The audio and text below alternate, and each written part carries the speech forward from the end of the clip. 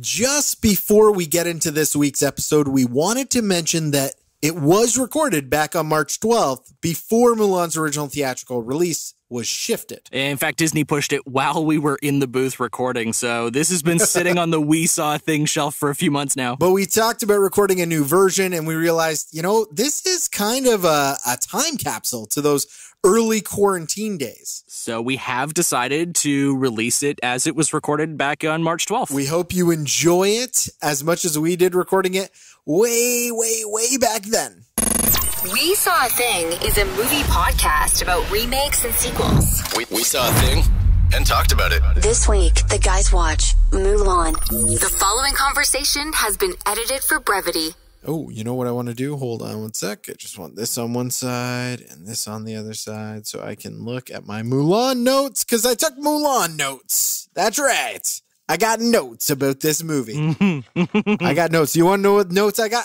I got, how about this? Okay, this movie had a budget of $90 million, and it only made worldwide 183. Seriously? Did you not think that this movie was like way bigger deal? I remember this movie not being hugely on my radar when it was released. And I remember feeling like it was one of the smaller ones. Well, it definitely was after like the Disney Renaissance. So it wasn't in the time of Aladdin, Beauty and the Beast, The Lion King. Pocahontas was sort of the last ditch effort of that Renaissance era. And then there was like a spiral of ones that did not do very well. And Mulan was, I think, the first of those. I mean, it still made its money back, but opening weekend was $22 million, and for a Disney movie today, that's like a bad weekend. That's garbage. But it was 1998. But I also read that 700 people worked on this film, so like a $90 million budget seems like atrociously low to me. Oh yeah, I bet there was some people underpaid for sure. Yeah. This is only the second animated Disney movie to have both parents living. Yeah. The first was Sleeping Beauty. What a fun fact. Yeah, because usually that's the thing, right? That's One right. or both parents dies, and that propels the story. This is only the second. That's crazy. This is 1998. Snow White was like the 30s. What about Moana? Oh, well, I guess Moana would have been released like significantly later. Moana was much later. Wow, that's crazy. And you know what? I mean, she needs both of her people in this. Yeah, of course. Even though you never really get a glimpse of the mother. Like, she doesn't have much to do. It's all about her father. It's less about her relationship with her mom, for sure. It's more about her want to make her dad proud. Well, it really doesn't matter. The mom doesn't matter, because let's face it, this movie, China does not like women. And I don't know if that's like a thing of the time. I know there was that, like, everybody wanted a boy. They're gonna kill her if they find out she is a girl. They're going to murder her. Save China, kill her. But this brings up something interesting, because I found that I really didn't enjoy the juxtaposition of that kind of seriousness with the silliness of like some of the animated tropes that they put in, right? Where like early in the movie, Mushu gets hit out of that little hut when he's talking to all the other gods, and there's like skid sound effects and like he gets hit in the head and it's like a gong goes off and stuff. And it kind of took me out of the movie because it's so cartoon silly. But then the rest of the movie has this very, very serious tone to it. And I found that those cartoon silly moments, they didn't juxtapose well with the rest of the tone of the movie. What did you think? I completely agree.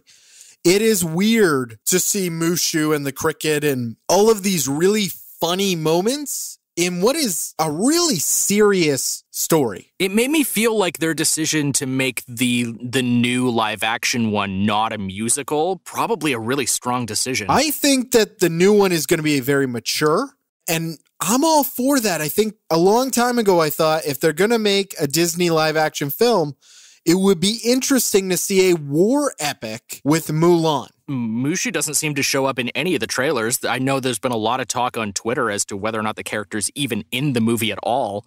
I wouldn't be super opposed to him not being in it. Granted, this was a long time before he did Shrek, but every time I heard Mushu speak, I was just waiting for him to yell at Donkey or, be yelling at Shrek. And that also took me right out of it, but I know he did this before Shrek, so at the time it wouldn't have been a thing. Yeah, this was a long time before Shrek. Like 5 years almost. Yeah, it was a significant period of time before Shrek, but it took me a while to get used to the fact that was Eddie Murphy's voice because I so associate him with Donkey. Oh, I'm sorry. Shrek was 2001, so 4 years. I was close. You know what? I'm going to take it as a win. I was close. I was close, Internet. But I think there is going to be a Mushu. I think he'll be a little bit more wise and I don't know. I don't know if there's going to be a Mushu. To be honest, I haven't really been paying a lot of attention to the marketing for this film, mostly because I know the story and the first trailer looked very interesting. I think I'm on board.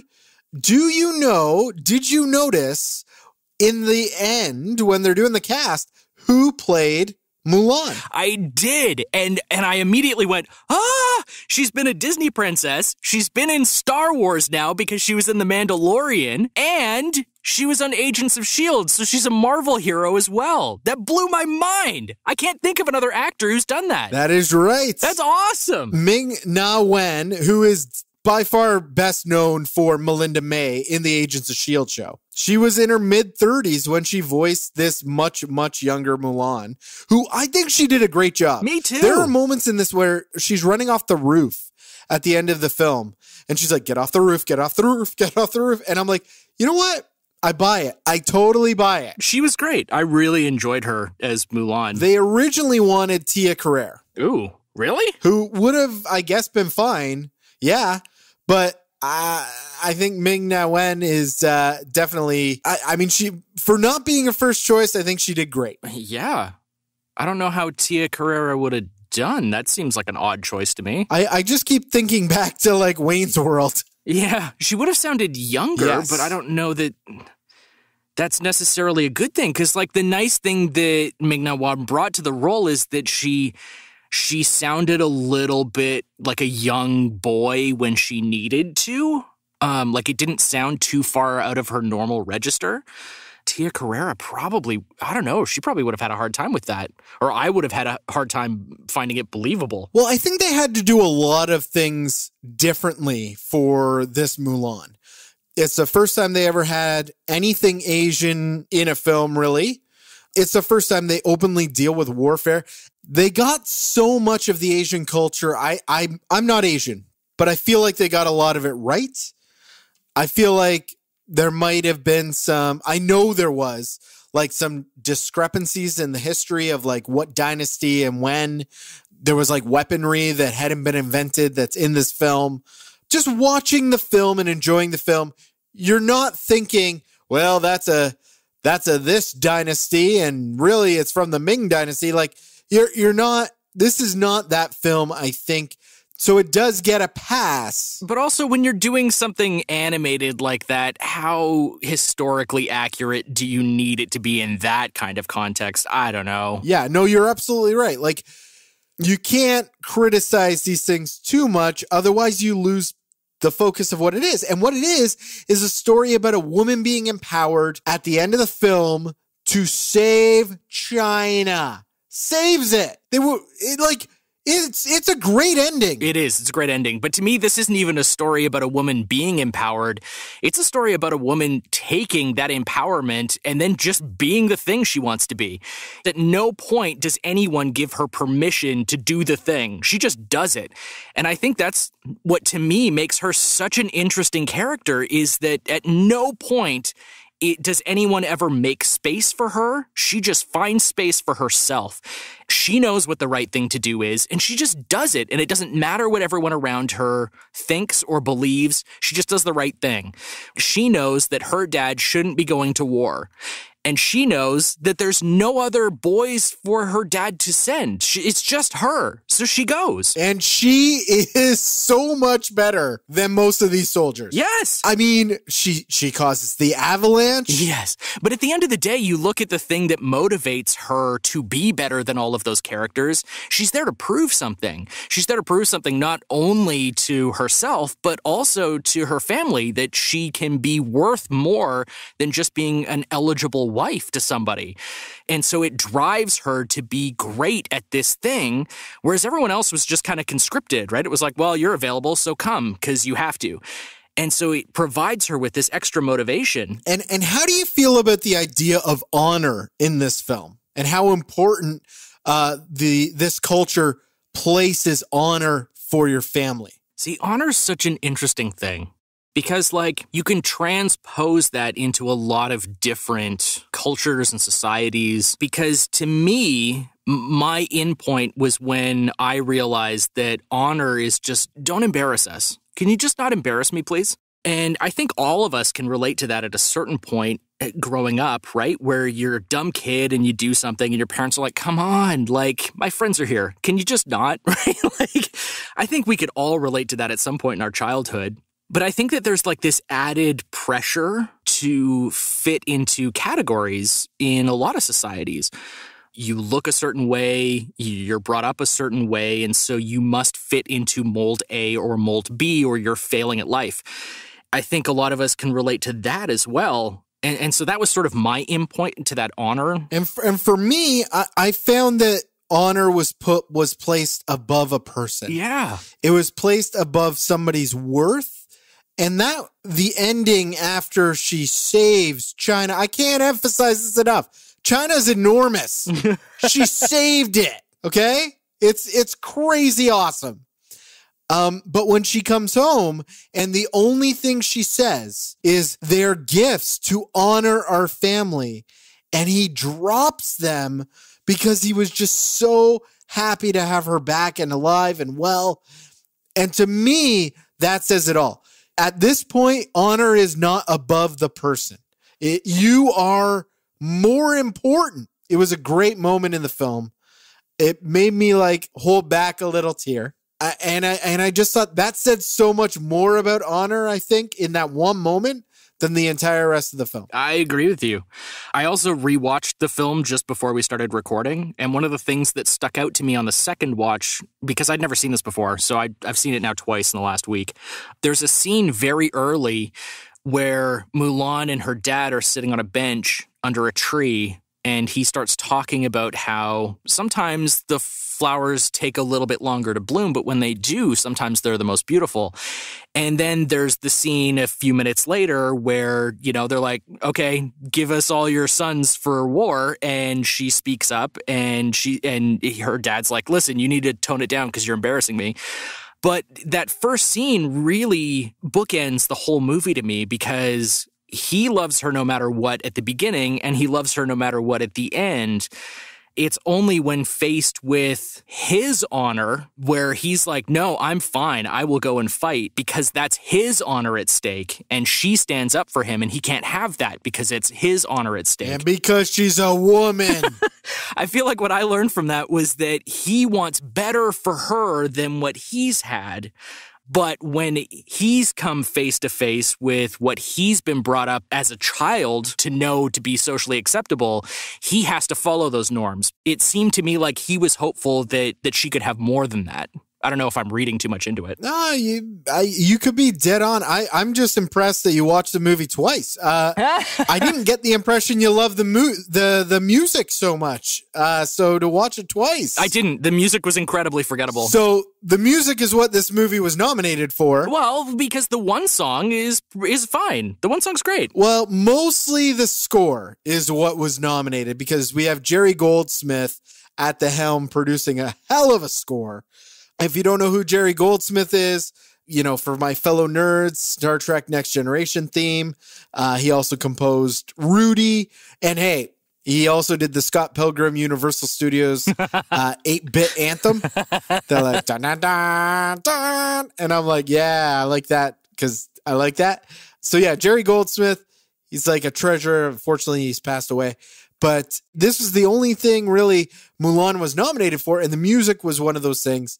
The actual music aside, because there are some snappy numbers that I really enjoy. I really like that I'll Make a Man Out of You song. Yeah, that's fine. I really like it. Sure. I sang it at karaoke once. And it's got the great Captain America thing where Captain America stole the flagpole thing. Having never seen this before, especially in the music and the flagpole Captain America thing, having never seen it before and then looking back on it with 2020 eyes, there was a few things, especially about the score, that stood out to me. Like when she's getting ready to leave her home and there's that whole montage of her getting ready, the drums in it sound so 80s synth poppy that it took me completely out of the scene. It just became this very cheesy thing that didn't age well. I didn't enjoy that at all. And that wasn't one of those sung songs. It was just part of the regular score. And then when she gets to the camp before they start their whole training montage, there's an acoustic bass that pops up over and over and over again, and it reminds me of the 30 Rock theme, and every time I burst out laughing, and it took me out of whatever was happening on screen. I don't know if you noticed that. Really? I did not notice that. Oh, dude, go back and watch. It's all you'll hear now. I'm thinking of 30 Rock now, and I'm like, interesting. I was just like, oh no, get that out of my head. I need to be like in this moment. But then the actual sung music, like outside of the one song that Christina Aguilera did at the end of the movie, like it's all incredibly forgettable to me. This is not one of Disney's stronger films for musicals. I'll agree. The Matchmaker song and the Fighting for a Girl, like that song, they're pretty bad. I do like Donny Osmond's I'll Make a Man Out of You, and maybe it's not the song as much as the training montage, because I think the training montage is really fun, and it really shows that, like, because there's some pacing issues in Mulan that they really wanted to get out of the way with this training montage. So from Mulan sucks to she's the greatest warrior you've ever seen into straight battle. Yeah. It's a 3-minute, now we're amazing soldiers. That's a pacing issue that the movie has. I will own that. Gosh, I love that. I love it. I love the animation in it. I love the fighting. You know what it reminds me of? It reminds me of the Hercules training montage. Oh, interesting. A little bit, except that one's really campy and this one's real serious. I gotta say, dude, of all of the movies that we've watched that have been for a remake or for a Disney remake specifically, this is the only one where I finished it and went, you know what? I'm really looking forward to seeing the live action version. Oh, fair enough. I'm not sure if we've ever mentioned it on the podcast, but you and I have talked before about how the Jungle Book that Jon Favreau did is a better movie than the original animated one. And I just have this like gut feeling that the new Mulan is going to be a better telling of this story than the animated version, because there's enough here to work with. And from the little nuggets I've heard here and there about it not being a musical, maybe not including Mushu, being a little bit more serious in tone, and the trailers certainly look like Crouching Tiger, Hidden Dragon, which I'm all about. So there's something inside of me that goes, I think this might be the better version of this story. You could very well be right. It is not one of Disney's strongest. I don't think Mulan is a princess. Like, I don't think she's a Disney princess. And that's why I think that people overlook this movie. Like, the Disney princess movies are sacred. This is not one of those movies. This is she is from a family who idealizes tradition and culture. And I think that a live action, serious take on this this is Asian folklore. It could be done so well.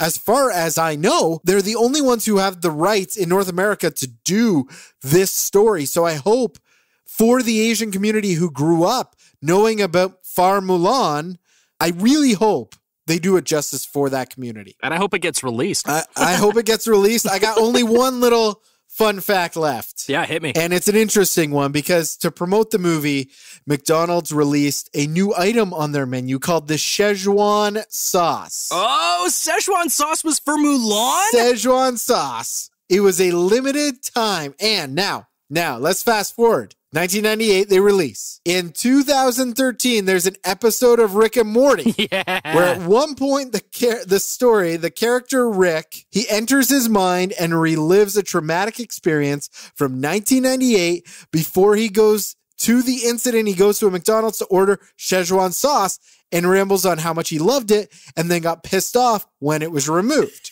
Since that episode's airing, Szechuan sauce has become a major topic online.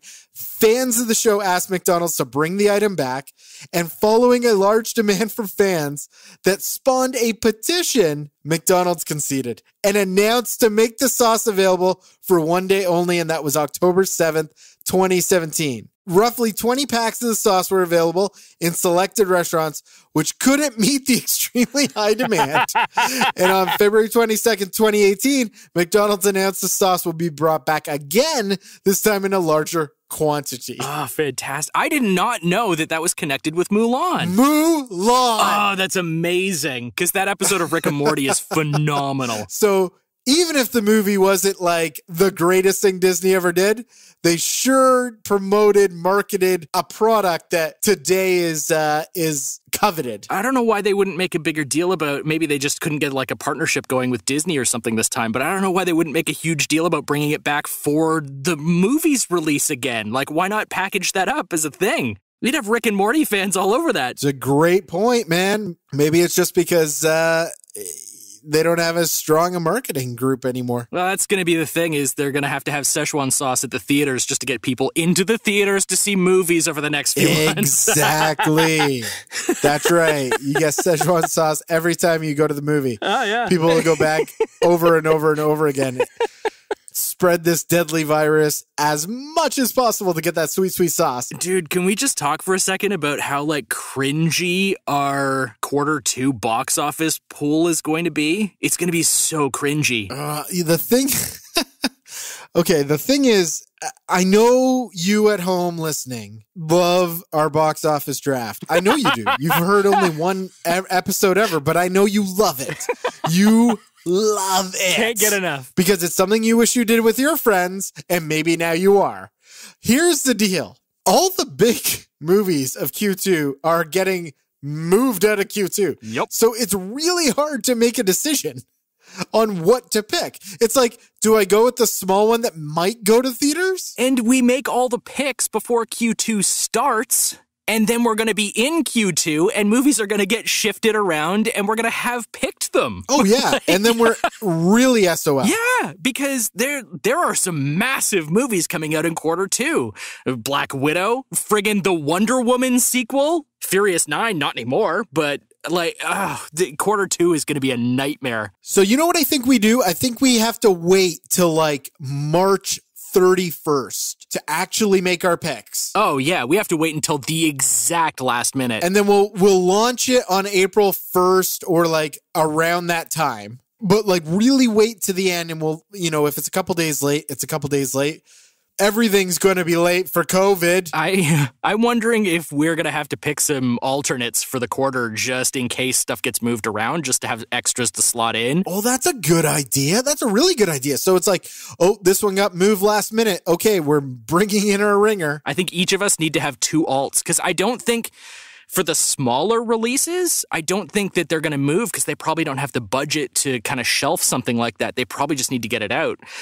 It's not like there's not going to be anything in the theater, so we may have to, it may be a situation where one of us has picked Wonder Woman and then has to replace it with some like tiny movie nobody's heard of. You know what? It's got to be really hard right now to be a studio head because you don't want to slate Wonder Woman up against your big fall release either. So do you move your fall release? Like, this must be maddening for studios. They're going to lose so much money. But this is why I think that the Fast and Furious 9 move makes a ton of sense.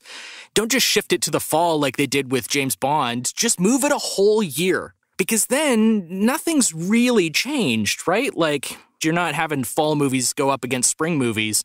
You're just having spring movies be spring movies. You've already released a bunch of marketing for it. What's your next round of marketing look like? Oh, God, man. Think about this. What if there was going to be a 2-year release lag between Furious 9 and Furious 10, And now maybe they can do a spring release and a fall release and have them be back-to-back. It's a back-to-back fast off. Or have them only be a year apart. I don't know. Maybe there's stuff going on behind the scenes where it allows them to... I mean, Fast and the Furious, they're old hat at this. They did this for Furious 7. Like, they've already done the release schedule move, so they know what they're doing. I'm not worried about them. Yeah, don't worry about them. Yeah. I think it'll be fine. I just really want to see A Quiet Place too. I know. And you know what? A Quiet Place, don't worry, you will get that episode. I've watched it for the recording that we were supposed to do, but you know what? I'm going to have to watch it again well ahead. Oh, yeah, for sure. Like right before our next one, because... there's a lot going on. It's such a good movie. Ugh, I can't wait to talk about that movie. But you know what? If you're at home and you're self-isolating, listen, there's a lot of good stuff on cable TV. And if you're in Canada, it would be really nice if you watch Channel 7. City TV all the way. I mean, you'd be doing me a solid. Yeah, you have no bias there at all. Thanks, dude. Next time on We Saw a Thing. We're taking a chance for our next episode by assuming The Kingsman will actually be released to theaters. But even if it isn't, we're going to have a blast rewatching a very fun movie. Join us in 2 weeks for a discussion about Matthew Vaughn's Kingsman: The Secret Service. We Saw a Thing is hosted by Jay Kennedy and Chris Shapcott. Produced by Shapcuts Media. Subscribe wherever you get your podcasts. And check our show notes for links to our social media and credits. And leave a review on Apple Podcasts.